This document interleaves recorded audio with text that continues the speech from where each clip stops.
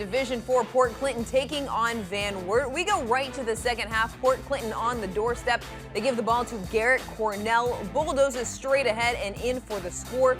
They would take a 2-score lead. After a Van Wert touchdown, Port Clinton responds right back. This time, Can Gillum takes it himself, met at the line, but a good second effort to get in for 7. His third touchdown of the game gives PC a 35-21 lead. To the fourth, they go to the air. Gillum drops back, going deep for Josh Hurst, finds some separation and goes in for the score. All Port Clinton in the second half as they take down last year's state champs and advance with a 49-21 win. All right, so there we take a look.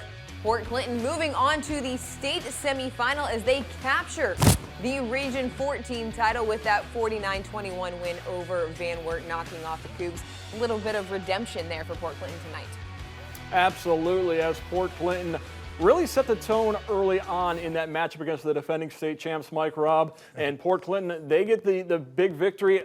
Liked what we saw out of Port Clinton in that first half. They were not intimidated by the defending state champions. Absolutely not. Port Clinton up front, they were so dominant, the big fellas, and that's what really showed. You know, you had the opportunity to see how good their offensive line had been playing, and the one thing that I really liked about this team is they came with confidence. Last week they were in a duel, they were in a big matchup, and they came here and said, hey, Van Wert, we're not afraid of you. The way that they played Perkins, and they lost to Perkins earlier in the season, they came back with a nice victory, and Cam Gillum, how about the quarterback there? We talked about him in the preview. He is a special football player, finding Hurst, and they just ended up routing this team.